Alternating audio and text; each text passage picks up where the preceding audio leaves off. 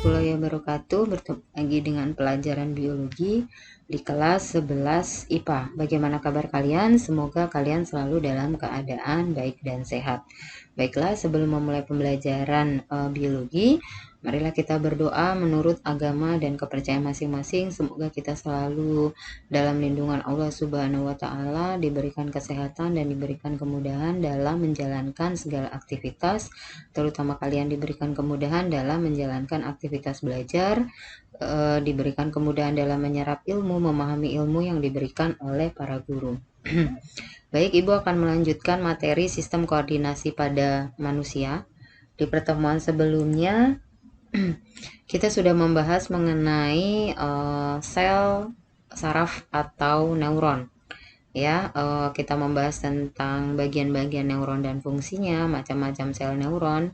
Nah, sekarang kita akan membahas tentang sistem sarafnya. Ya, kita mulai ya. Nah, sistem saraf itu dibagi menjadi dua, yaitu sistem saraf pusat dan sistem saraf tepi. Sistem saraf pusat itu ada dua, yaitu otak dan sumsum tulang belakang. Ya, kemudian otak itu terbagi menjadi 3 bagian: otak besar, otak kecil, dan sumsum lanjutan.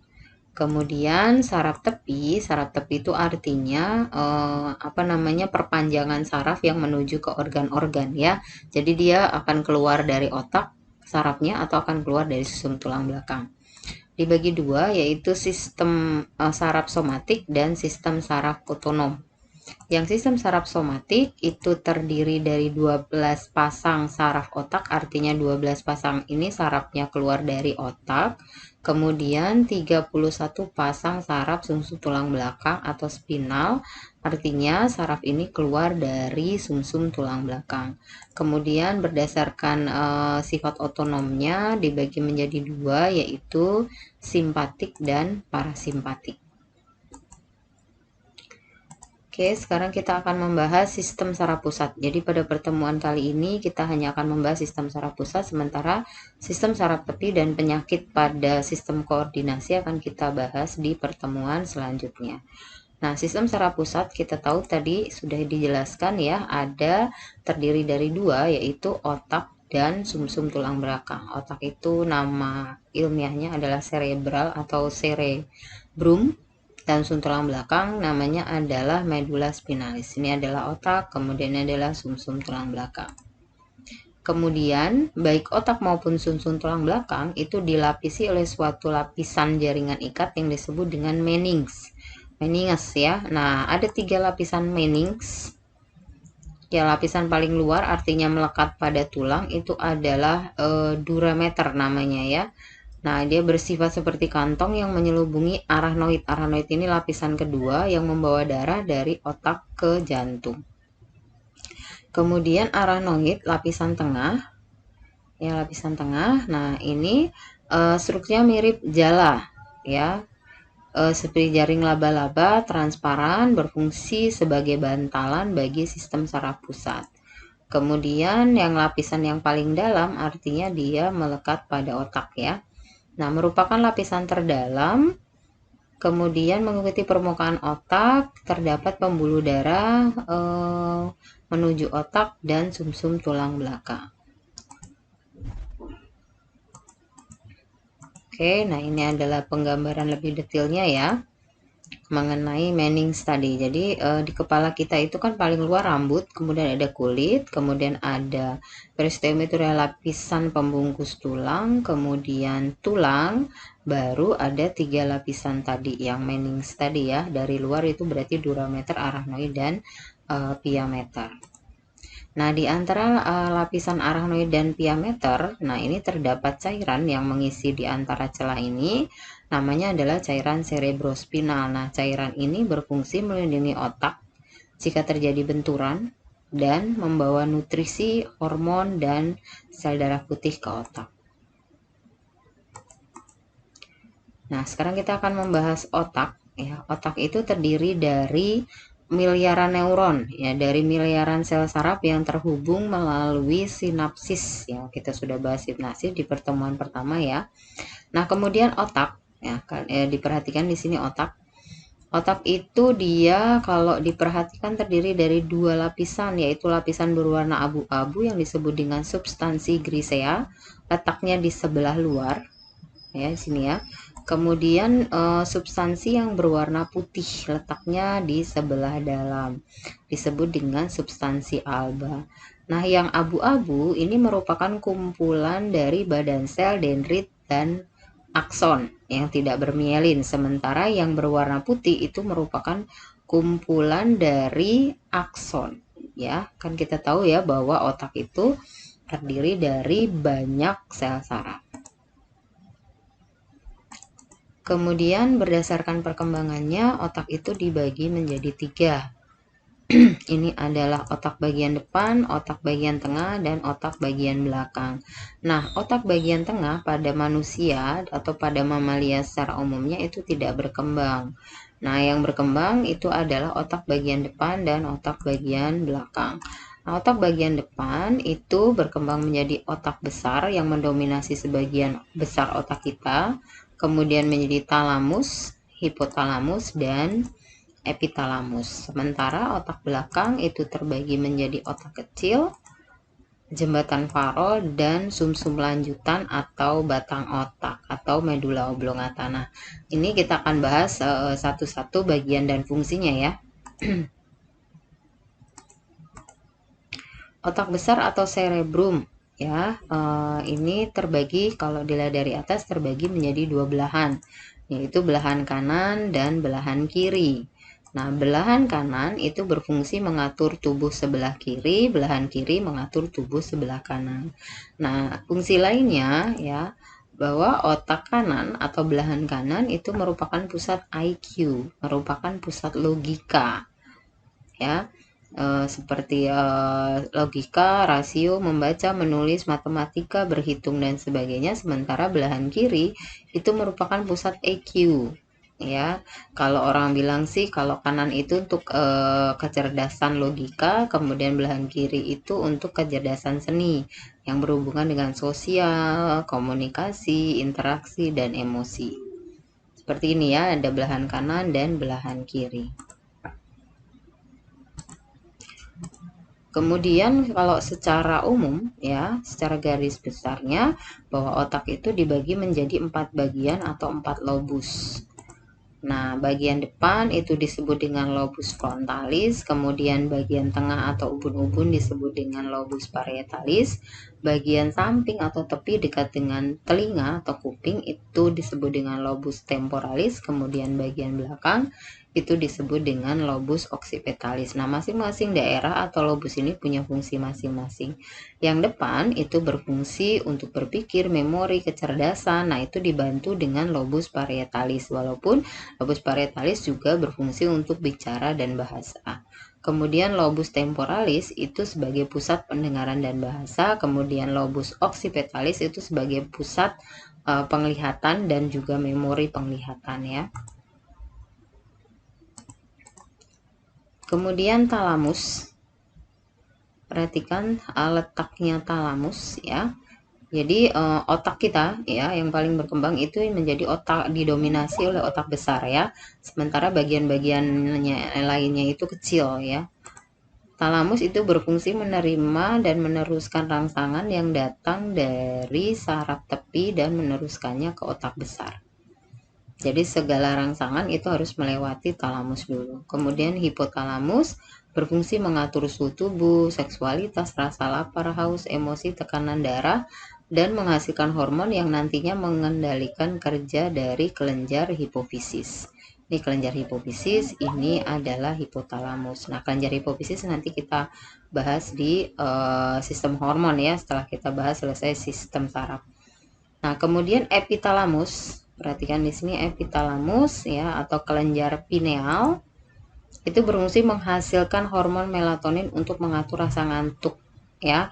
Hormon melatonin ini biasanya dia akan meningkat produksinya kalau dalam suasana gelap. Jadi biasanya makanya orang kalau nggak bisa tidur matiin lampunya, nanti lama-lama akan mengantuk.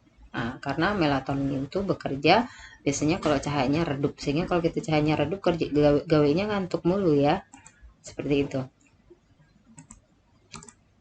Kemudian otak tengah, tadi dikatakan bahwa otak tengah itu dia tidak berkembang. Nah, perhatikan nih bagian otak tengah. Nah, itu terdapat dua bagian, yaitu cloculus superior, berarti yang bagian atas, kemudian cloculus inferior, yaitu yang bagian bawah. Nah, yang superior itu untuk pergerakan mata atau okulomotoris, seperti kalau kayak penari Bali yang matanya bisa ke kanan ke kiri. Nah, itu perlu latihan. Sebenarnya semua orang bisa gitu ya, tapi perlu latihan. Kemudian yang inferior itu untuk pendengaran. Jadi nanti membantu dari lobus temporalis ya.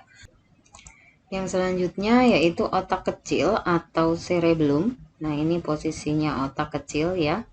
Nah, otak kecil itu berfungsi mengatur pergerakan otot, keseimbangan kerja otot, dan rangka, serta mengatur sikap dan posisi tubuh ya. Artinya untuk keseimbangan tubuh. Jadi, saat seseorang itu anak kecil belajar sepeda, itu kan dia belum awal banyak keseimbangan ya. Nah, kemudian bisa. Nah, itu apa namanya?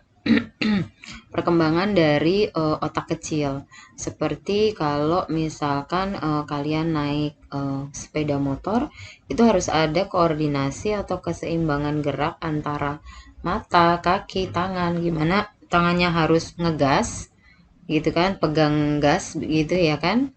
Kemudian kakinya kalau pasti pakai motor gigi kan harus iniin gigi ya, mindah gigi, gigi satu, gigi dua gitu. Meskipun sekarang kan motornya motor metik ya, tapi tetap aja ada. Berarti kalau yang motor metik itu antara keseimbangan tangan menggagas dan juga mata, kemudian menggerakkan apa namanya stang ke kanan dan ke kiri. Nah, itu butuh koordinasi. Nah, itu kerjaannya dari otak kecil. Kemudian jembatan Farol ya. Jembatan Farol ini berarti namanya juga jembatan, berarti fungsinya menghubungkan ya, menghubungkan belahan otak, meskipun kalau di otak kanan dan otak kirinya otak kecil itu tidak berbeda fungsi seperti yang otak besar.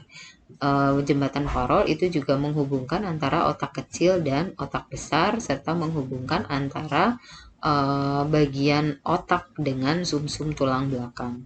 Kemudian jembatan Farol juga terlibat dalam proses tubuh yang terjadi pada medula oblongata. Jadi karena dia berbatasan dengan medula oblongata di sini ya.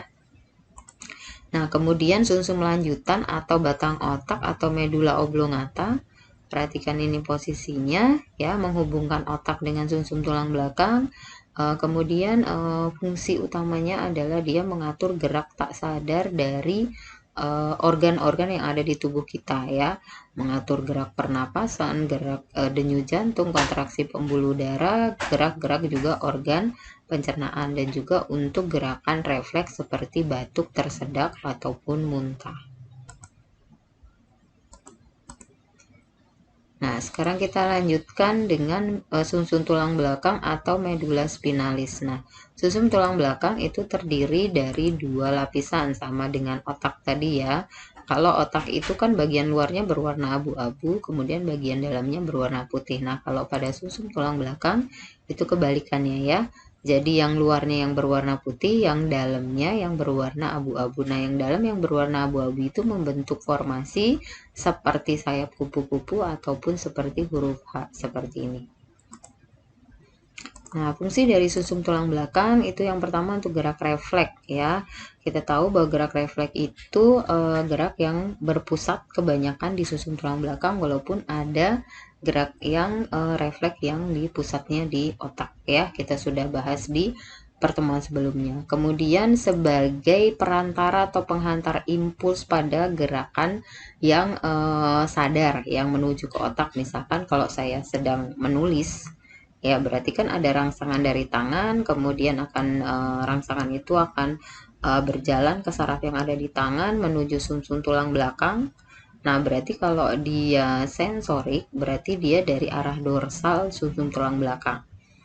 Kemudian sampai ke otak, kemudian di otak itu akan diproses, efeknya, efek baliknya ya, dia akan menuju ke sumsum tulang belakang bagian ventralnya. Ya, kemudian baru ke tangan, kemudian baru ke otot-otot yang ada di jari, kemudian saya baru mulai menulis. Nah, seperti itu. Nah, gerakannya itu sepersekian detik kan, nggak mungkin kalau antara yang kita pikirkan kemudian apa yang kita tulis lama nanti nggak sinkron ya, kelamaan gitu ya. Biasanya orang kalau mikir apa kemudian nulis kan cepet ya, jadi sepersekian detik. Oke, nah ini adalah gambar dari gerak refleks. Kalau di pertemuan pertama kan hanya berupa tulisan dan tanda panah ya, yang urutan dari reseptor, kemudian sensorik. Nah, di sini hanya dalam bentuk gambar sama sebenarnya ya. Jadi ada rangsangan diterima oleh reseptor saraf yang ada di panca indera, kemudian diteruskan ke saraf sensori, kemudian ke sumsum tulang belakang karena ini adalah gerak refleks, kemudian hasil proses dari sum tulang belakang, efeknya diberikan ke saraf motorik, baru nanti ke otot-otot yang ada di tangan kalau itu berupa gerakan tangan. Oke, semoga kalian paham ya.